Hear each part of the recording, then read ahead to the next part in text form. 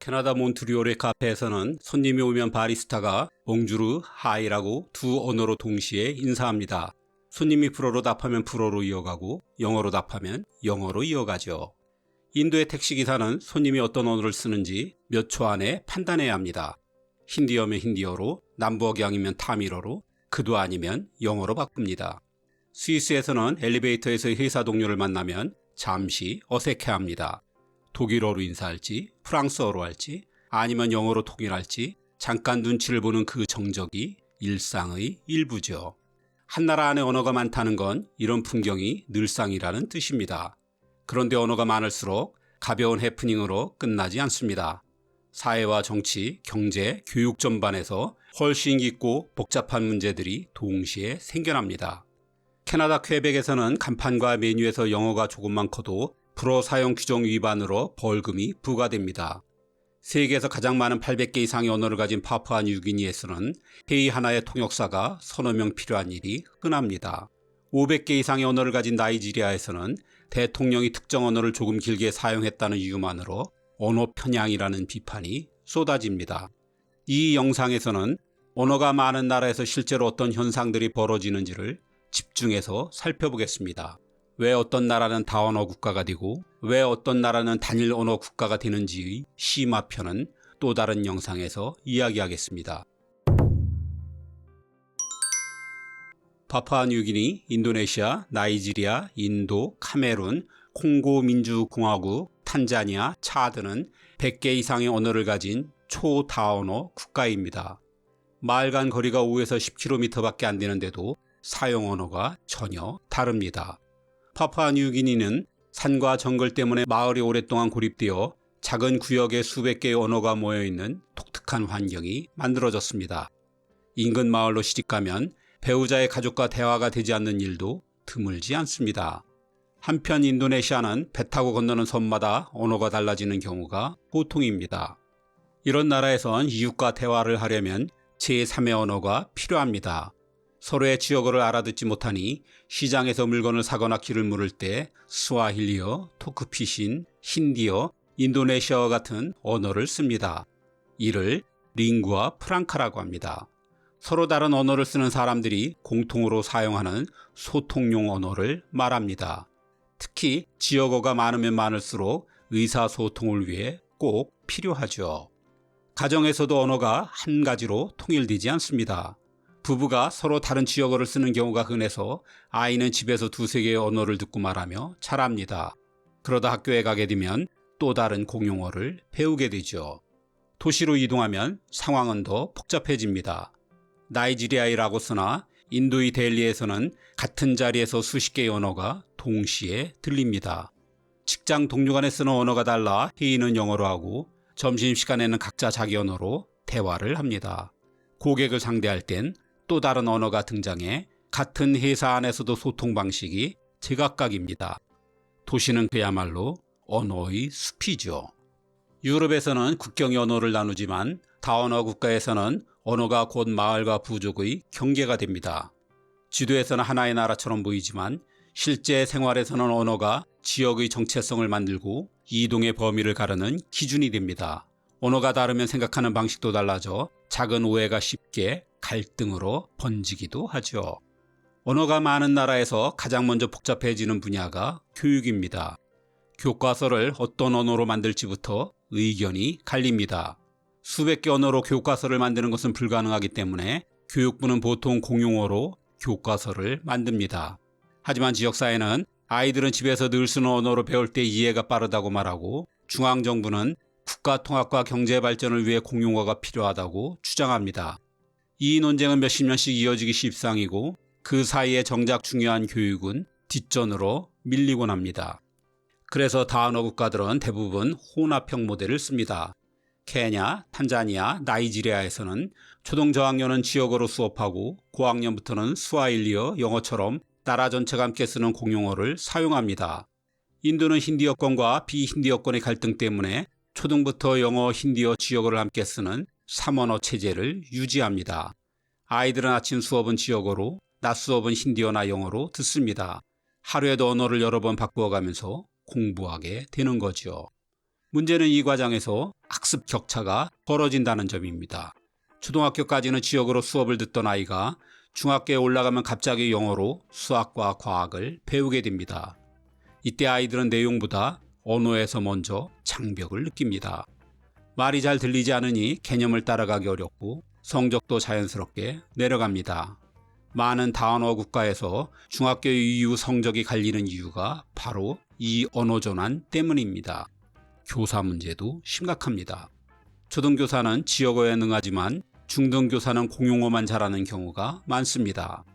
그러면 아이들이 질문을 지역어로 하면 교사가 이해하지 못하고 교사가 공용어로 설명하면 아이가 못 알아듣는 상황이 반복됩니다.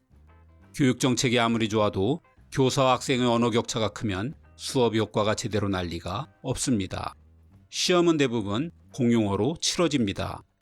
이 때문에 언어권에 따라 유리하거나 불리해지기도 합니다. 수능, 대학 입시, 공무원 시험이 공용어로만 출제되면 지역어를 쓰는 학생들은 시작부터 불리해집니다. 같은 나라 국민인데 언어 탓에 기회가 달라지는 일이 반복해 벌어지게 되죠. 학교는 언어를 죽이기도 하고 살리기도 합니다. 국가가 공용어만 가르치면 지역어는 빠르게 사라지지만 남아공처럼 지역어를 초등학교 때 의무로 가르치면 언어가 유지됩니다. 교육은 단순한 수업 방식이 아니라 언어의 생존과 소멸을 결정하는 힘입니다. 이렇듯 언어가 많으면 정말 많은 것들이 교육의 벽으로 작용합니다. 언어가 많은 나라에선 공문서의 문제도 만만치 않습니다. 세금 고지서, 주민등록, 예방접종 안내, 재난문자 같은 기본 문서가 한두 개의 언어로는 해결되지 않습니다. 스위스는 4개 언어, 남아공은 11개 언어로 공문서를 만들어야 합니다. 인도는 주마다 필요한 언어가 다릅니다. 언어마다 번역과 감수가 필요해 비용과 시간이 기하급수적으로 늘어납니다. 병원에서는 언어 문제가 더 직접적입니다. 환자가 증상을 정확히 설명하지 못하면 진단 자체가 쉽지 않습니다. 그래서 다언어 국가의 병원에는 통역 인력이 배치되거나 의료 안내문과 약 처방 정보가 여러 언어로 준비되어야 합니다. 나이지리아, 필리핀, 남아공에선 응급실의 통역이 부족해 치료 타이밍을 놓치는가 하면 언어 오해 때문에 생기는 오진 사례도 빈번합니다. 경찰과 법원에서는 언어 문제가 더 민감합니다. 경찰 조사는 단어 하나가 바뀌어도 의미가 달라질 수 있고 법원 판결은 더 정확한 표현을 요구합니다. 그래서 다언어 국가는 체포 순간부터 통역을 붙여야 하고 재판에서는 공중 통역까지 챙겨야 합니다. 통역이 조금만 어긋나도 판결이 달라질 수 있기 때문에 절차는 길어지고 비용도 크게 늘어납니다. 선거는 언어가 많을수록 운영비가 폭발적으로 증가합니다. 투표 안내문, 후보자 정보, 선거 공보, 투표용지까지 모두 여러 언어로 만들어야 합니다. 인도는 한 선거에서 사용된 언어가 50개를 넘은 적도 있습니다. 비용뿐 아니라 같은 메시지라도 언어마다 뉘앙스가 달라져 유권자가 서로 다른 내용으로 이해하는 문제까지 관리해야 합니다. 행정기관은 결국 하나의 언어를 기준으로 삼을 수밖에 없습니다. 그래서 대부분 공용어 혹은 링구아 프랑카가 행정 언어가 됩니다. 하지만 시민은 그 언어를 능숙하게 쓰지 못하는 경우가 많아 민원 처리 시간이 길어지고 절차가 복잡해집니다. 언어가 많을수록 국가의 행정 속도가 느려질 수밖에 없죠. 재난 대응에서 언어는 생명과 직결됩니다. 홍수, 지진, 전염병 같은 긴급 상황에서 안내가 다언어로 동시에 전달되지 않으면 피해는 더 커집니다. 같은 나라 국민인데도 안내 방송을 이해하지 못해 대피가 늦어지는 지역이 생길 수도 있습니다. 그래서 다언어 국가는 재난 문자와 방송 체계를 다국어로 운영하지만 그만큼 효율이 떨어집니다. 언어가 많은 나라에선 정치도 언어를 기준으로 갈라집니다. 벨기에가 대표적입니다. 벨기에는 전국 정당이 없습니다. 언어별로 나눠 네덜란드어권 정당과 프랑스어권 정당이 따로 존재하죠. 선거도 2개의 다른 국가처럼 운영되고 언론도 언어권별로 나뉩니다. 같은 사건이라도 네덜란드어 뉴스와 프랑스어 뉴스가 전하는 내용과 해석이 다릅니다. 언어가 다르면 정보 공간이 분리되고 정보가 분리되면 정치적 선택도 갈라집니다. 스페인어 언어가 곧 지역 정체성이 된 사례입니다. 카탈루냐와 바스크 지역은 자신들의 언어를 우리는 스페인과 다르다라는 정치적 메시지로 사용합니다. 지방정부는 교육과 방송을 독자적으로 운영하며 언어를 지키는데 큰 힘을 씁니다. 언어가 의사소통 수단뿐 아니라 지역 정체성의 토대가 되고 있지요. 언어권별로 경제 구조가 달라지는 문제도 있습니다. 벨기에의 플랑드르 지역은 제조업과 수출 중심이고 왈로니아 지역은 전통산업과 공공부문 중심입니다. 언어가 다르고 경제의 기반도 달라서 재정 지원과 정책 우선순위가 끊임없이 충돌하지요. 언론, 교육, 행정도 언어권별로 따로 움직입니다. 교과서가 다르고 뉴스가 다르니 시민들은 다른 세계관 속에서 자랍니다. 같은 사건을 놓고 전혀 다른 해석이 만들어지고 정치적 상식 자체가 언어에 따라 달라집니다. 그래서 다언어 국가에서는 정치 통합이 가장 큰 과제입니다. 언어권 정당의 난립으로 연립정부가 기본이 되고 정당 간 협상은 정책이 아니라 언어권의 이익 배분이 중심이 됩니다. 지역어가 강한 곳에 공용어를 강제하면 분리주의가 커지고 반대로 모든 언어를 다 인정하면 행정 부담이 폭증해 정치가 불안정해질 수 있습니다.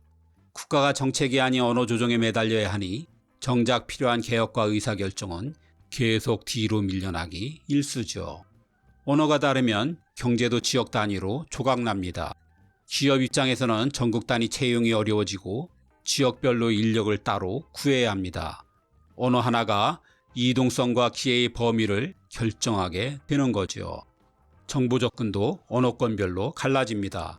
언론과 광고, 온라인 정보가 언어마다 따로 존재하면 투자 정보, 직업 정보, 정부 지원 정보가 언어에 따라 다르게 퍼지고 일부 언어권은 소식을 늦게 받게 됩니다. 그러면 같은 나라 안에서 정보가 빠른 지역과 정보가 느린 지역이 생기고 이는 곧 지역 간 경제 격차로 이어집니다. 다언어는 기업의 운영비 부담을 키우기도 합니다. 직원들이 쓰는 언어가 제각각이다 보니 교육부서 인사, 안전교육, 기술 매뉴얼을 모두 여러 언어로 준비해야 합니다. 상품 광고도 언어권마다 따로 만들어야 하고 고객 상담도 언어별로 나눠 운영해야 합니다. 같은 상품이라도 언어가 달라지면 이미지가 달라지기 때문에 마케팅 전략도 언어권별로 따로 짜야 합니다. 법적으로는 하나의 나라지만 시장은 여러 개로 갈라져 있으니 관리 비용이 크게 느는 걸 감수해야 합니다. 게다가 기업의 진출 범위도 언어 때문에 제한됩니다. 아프리카처럼 프랑스어권과 영어권으로 나뉜 지역에서는 언어의 장벽이 물리의 장벽보다 더 큽니다. 인력 교육 비용, 고객 상담, 계약서 번역 비용이 언어 수만큼 늘어나니 기업이 시장을 넓히기도 어렵죠. 그래서 언어가 많다는 건 물리적 이동만큼이나 경제적 이동도 어렵다는 뜻이 됩니다.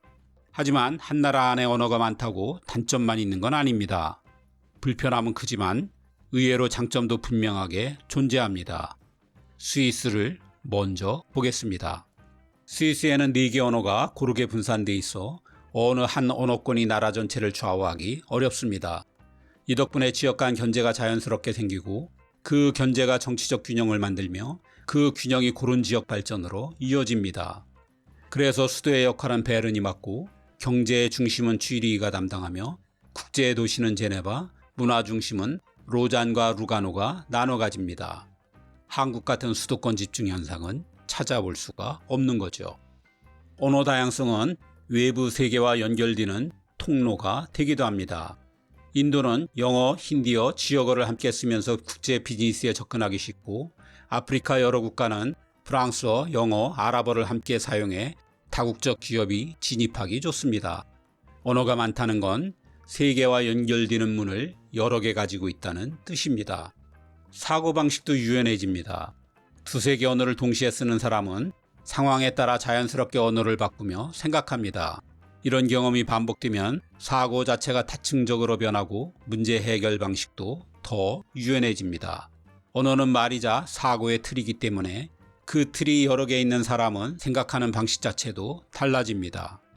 언어 다양성이 오히려 갈등을 줄이는 기능을 하기도 합니다. 어느 한 언어가 압도적으로 우세하지 않으면 민족주의가 극단으로 치닫기 어렵습니다. 스위스나 싱가포르처럼 여러 언어권이 서로를 견제하는 환경에서는 급진 세력이 성장할 여지가 적습니다.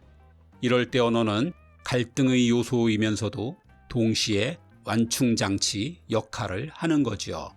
특정 산업에서는 경쟁력까지 생깁니다.